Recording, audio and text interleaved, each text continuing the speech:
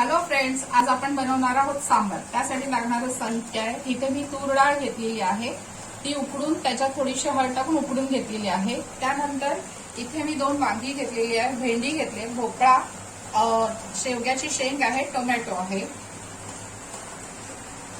इथे आपण मसाला तयार करणार आहोत। त्यासाठी इथे मी सुकं खोबरं घेतलेलं आहे, थोडं मिरच्या घेतलेल्या आहेत, कढीपत्ता आहे, धणे, जिरं, चणा डाळ आहे आणि उडीद डाळ आहे। ह्याचं आपण वाटप तयार करणार आहोत। त्यानंतर आपण वरून फोडणी करणार आहोत। त्यासाठी मिरची, कढीपत्ता आणि राई घेतलेली आहे आणि ह्यामध्ये मसाले टाकणार आहोत।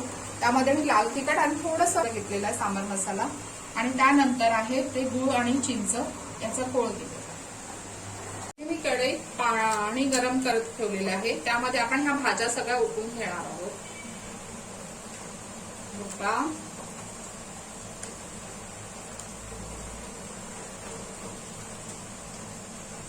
वांग,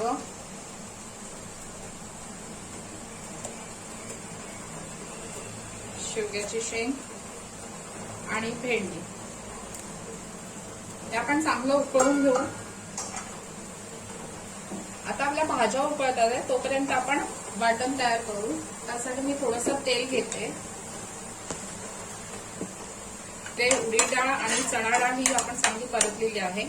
त्यामध्ये आपण लाल मिरची,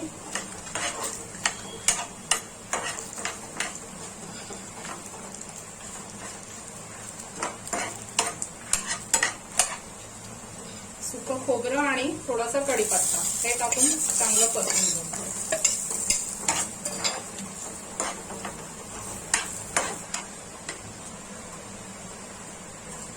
आता ह्याचं आपण वाटप करून घेऊ। आता हे आपलं वाटण तयार झालेलं आहे। भाज्या आता उकळलेल्या आहेत, त्यामध्ये आपण टोमॅटो घालून घेऊ। टोमॅटोला पण एक उकळी देऊ। आता ह्यामध्ये मी ते वाटप टाकते।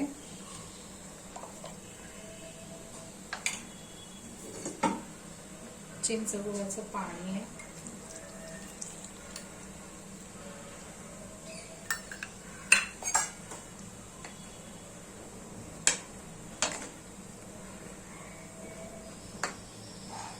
वरण,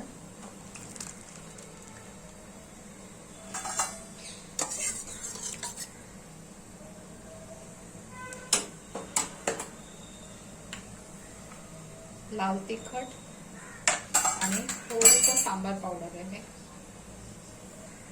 आणि मीठ। त्याला 2-3 उकळ्या आणून इथे आता आपण फोडणी वरून करणार आहोत। त्यामुळे इथे तेल घेतलेलं आहे।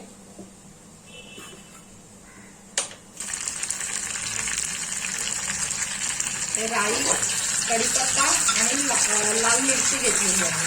त्याची फोडणी करून आपल्याला सांबारामध्ये वरून घालायची।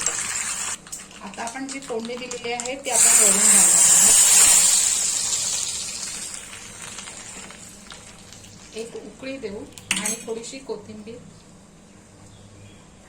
एक उकळी देऊन आपला सांबार तयार आहे। आपला सांबार रेडी आहे, आता आपण सर्व करू।